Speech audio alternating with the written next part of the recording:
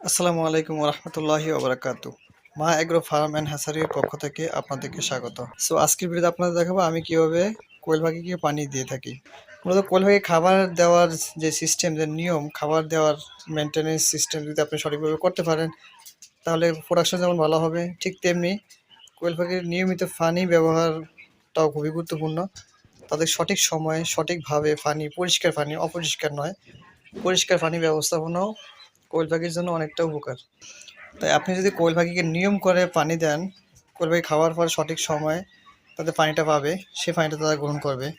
সবসময় চেষ্টা করবেন খুব সকাল ভোরে যে পানিটা পাওয়া যায় কলের, ওই পানিটা ব্যবহার করবেন। এতে করে আপনার কোয়েল পাখির রোগ বালাই কম হবে এবং তার সুস্থ থাকতে পারবে। মানুষের ক্ষেত্রেও ডাক্তাররা যেমন পরামর্শ দিয়ে থাকে যে আপনারা সকালের পানিটা গ্রহণ করবেন, ঠিক তেমনি কোয়েল পাখি বা বিভিন্ন পাখি বা বিভিন্ন প্রাণীর জন্য ঠিক সেম।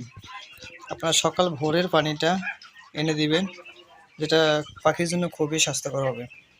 আমি মূলত পাখির 2 বেলা পানি চেঞ্জ করি।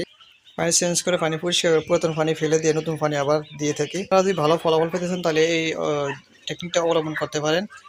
আপনার সুবিধা মতো আপনি যদি সময় পান তাহলে আপনি 2 বার চেঞ্জ করবেন, সময় পেলে 3 বার চেঞ্জ করবেন। আপনি পানি যত ভালো রাখবেন, পানি পরিষ্কার রাখবেন, এতে করে আপনার পাখি সুস্থ সবল এবং প্রোডাকশনের হারটাও আপনি ভালো পাবেন।